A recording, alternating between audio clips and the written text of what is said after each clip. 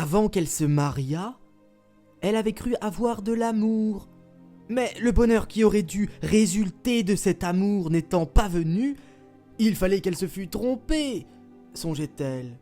Et Emma cherchait à savoir ce que l'on entendait au juste dans la vie par les mots de félicité, de passion et d'ivresse qui lui avaient paru si beaux dans les livres.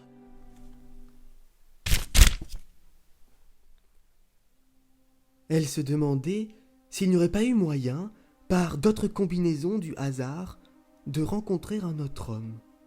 Et elle cherchait à imaginer quels eussent été ces événements non survenus, cette vie différente, ce mari qu'elle ne connaissait pas. Tous, en effet, ne ressemblaient pas à celui-là. Et il aurait pu être beau, spirituel, distingué, attirant, tel qu'ils étaient sans doute. Ce qu'avaient épousé ses anciennes camarades du couvent. Que faisait-elle maintenant? À la ville, avec le bruit des rues, le bourdonnement des théâtres et les clartés du bal? Elles avaient des existences où le cœur se dilate, où les sens s'épanouissent. Mais elle, sa vie était froide comme un grenier dont la lucarne est au nord, et l'ennui, araignée silencieuse, filait sa toile dans l'ombre à tous les coins de son cœur.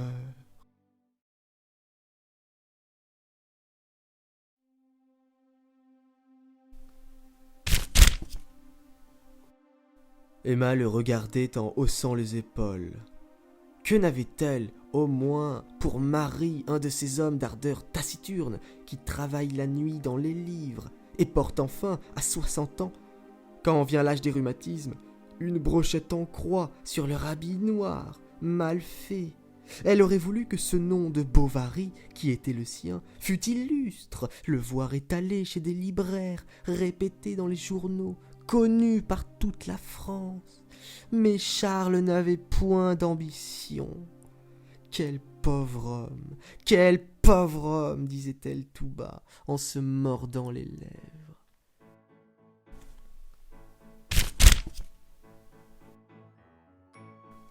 De l'autre côté de la cheminée, un jeune homme à chevelure blonde la regardait silencieusement. Madame, sans doute, est un peu lasse. On est si épouvantablement cahoté dans notre hirondelle. Le feu se mourait dans les cendres, la théière était vide, Léon lisait encore. Emma l'écoutait en faisant tourner machinalement l'abat-jour de la lampe, où étaient peints sur la gaze des pierrots dans des voitures et des danseuses de cordes avec leurs balanciers.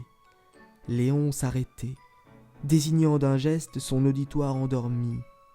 Alors ils se parlaient à voix basse, et la conversation qu'ils avaient leur semblait plus douce parce qu'elle n'était pas entendue. Ainsi s'établit entre eux une sorte d'association, un commerce continuel de livres et de romances. Monsieur Bovary, peu jaloux, ne s'en étonnait pas.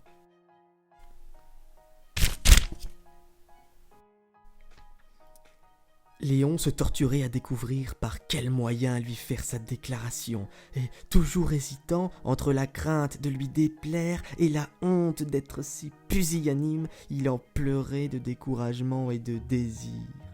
Quant à Emma, elle ne s'interrogea point pour savoir si elle l'aimait. L'amour, croyait-elle, devait arriver tout à coup, avec de grands éclats et des fulgurations, ouragan des cieux qui tombe sur la vie, la bouleverse, arrache les volontés comme des feuilles et emporte à l'abîme le cœur entier. Regardant de son lit le feu clair qui brûlait, elle voyait encore, comme là-bas, Léon debout, faisant plier d'une main sa badine en tenant de l'autre Athalie, qui suçait tranquillement un morceau de glace. Elle le trouvait charmant, elle ne pouvait s'en détacher. Elle se rappela ses autres attitudes en d'autres jours, des phrases qu'il avait dites, le son de sa voix, toute sa personne. Et elle répétait, en avançant ses lèvres comme pour un baiser. Oui, charmant, charmant. N'aime-t-il pas? Se demandait-elle. Qui donc? Mais c'est moi. Léon était las d'aimer sans résultat. Puis il commençait à sentir cet accablement que vous cause la répétition de la même vie, lorsqu'aucun intérêt ne la dirige et qu'aucune espérance ne la soutient. Lorsque le moment fut venu des embrassades, Madame Homais pleura. Justin sanglotait. Homais, en homme fort, dissimula son émotion. Il voulait lui-même porter le paletot de son ami jusqu'à la grille du notaire, qui emmenait Léon à Rouen dans sa voiture. Ce dernier avait juste le temps de faire ses adieux à M. Bovary. Quand il fut en haut de l'escalier, il s'arrêta, tant il se sentait hors d'haleine. À son entrée, Madame Bovary se leva vivement. Alors il y eut un silence. Ils se regardèrent, et leurs pensées, confondues dans la même angoisse, s'étreignaient étroitement, comme deux poitrines palpitantes.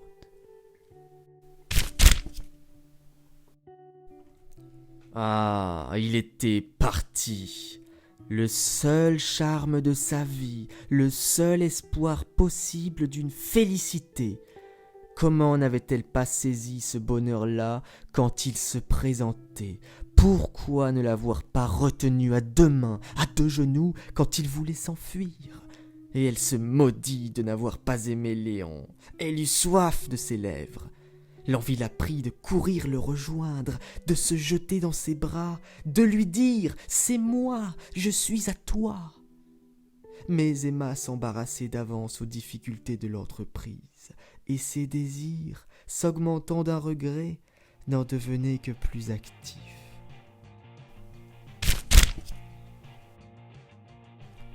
Monsieur Rodolphe Boulanger avait 34 ans. Il était de tempérament brutal et d'intelligence perspicace, ayant d'ailleurs beaucoup fréquenté les femmes et s'y connaissant bien. Celle-là lui avait paru jolie. Il y rêvait donc, et à son mari.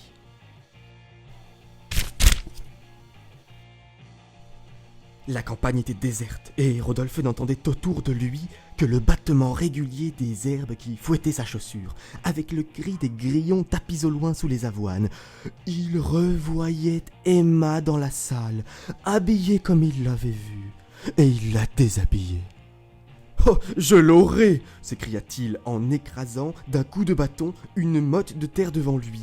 Et aussitôt, il examina la partie politique de l'entreprise. Il se demandait où se rencontrer, par quels moyens. On aura continuellement le marmot sur les épaules, et la bonne, les voisins, le mari, toutes sortes de tracasseries considérables. « Ah bah !»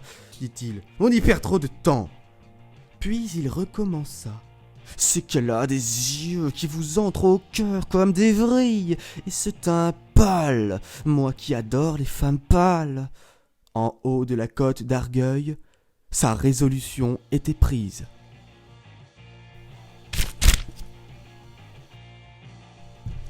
Quand ils furent devant la maison du maréchal, au lieu de suivre la route jusqu'à la barrière, Rodolphe, brusquement, prit un sentier, entraînant Madame Bovary. Il cria « Bonsoir, monsieur l'heureux ! Au plaisir !»« Comme vous l'avez congédié !» dit-elle en riant. « Pourquoi, reprit-il, se laisser envahir par les autres, puisqu'aujourd'hui, j'ai le bonheur d'être avec vous ?» Emma rougit.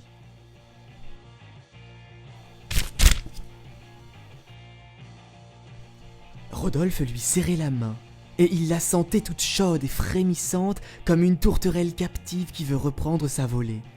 Mais, soit qu'elle essayât de la dégager, ou bien qu'elle répondît à cette passion, elle fit un mouvement des doigts. Il s'écria « Oh, merci ! Vous ne me repoussez pas, vous êtes bonne !» Vous comprenez que je suis à vous. Laissez que je vous voie, que je vous contemple. 6 semaines s'écoulèrent. Rodolphe ne revint pas. Un soir, enfin, il parut. « Oui, je pense à vous continuellement. Votre souvenir me désespère. Ah, partons. Je vous quitte. Adieu. J'irai loin, si loin que vous n'entendrez plus parler de moi. Et cependant, aujourd'hui, je ne sais encore quelle force m'a poussé vers vous. Car on ne lutte pas contre le ciel, on ne résiste point au sourire des anges, on se laisse entraîner par ce qui est beau, charmant, adorable. C'était la première fois qu'Emma s'entendait dire ces choses. Et son orgueil, comme quelqu'un qui se délasse dans une étuve, s'étirait mollement et tout entier à la chaleur de ce langage.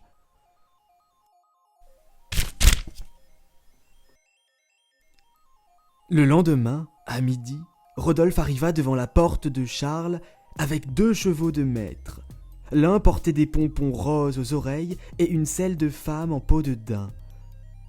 Rodolphe avait mis de longues bottes molles, se disant que sans doute, elle n'en avait jamais vu de pareilles.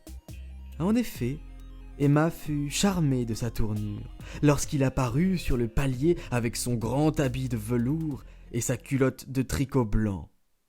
Elle était prête. Elle l'attendait. Dès qu'il sentit la terre, le cheval d'Emma prit le galop. Rodolphe galopait à côté d'elle. Par moments, ils échangeaient une parole. La figure un peu baissée, la main haute et le bras droit déployé, elle s'abandonnait à la cadence du mouvement qui la berçait sur la selle. Rodolphe, de temps à autre, se penchait et lui prenait sa main pour la baiser.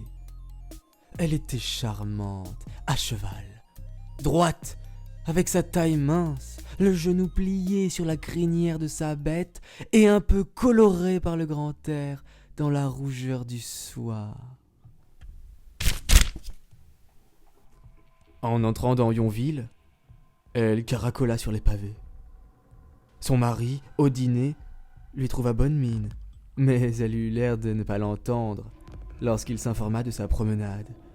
Et elle restait le coude au bord de son assiette, entre les 2 bougies qui brûlaient.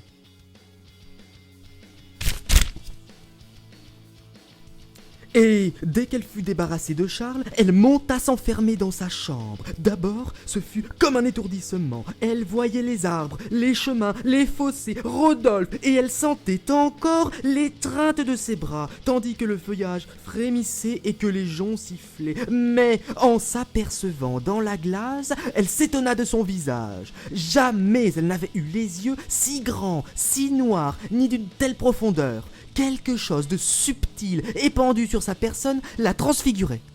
Elle se répétait « J'ai un amant !»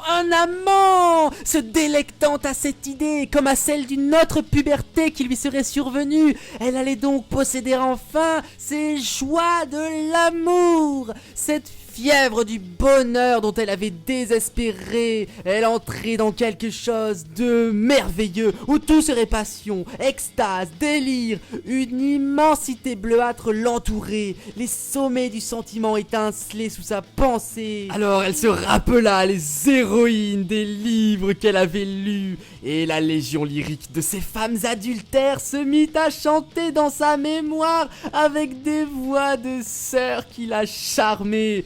Elle devenait elle-même comme une partie véritable de ses imaginations et réalisait la longue rêverie de sa jeunesse en se considérant dans ce type d'amoureuse qu'elle avait tant envié. D'ailleurs, Emma éprouvait une satisfaction de vengeance.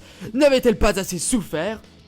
Mais elle triomphait maintenant et l'amour, si longtemps contenu, jaillissait tout entier avec des bouillonnements joyeux.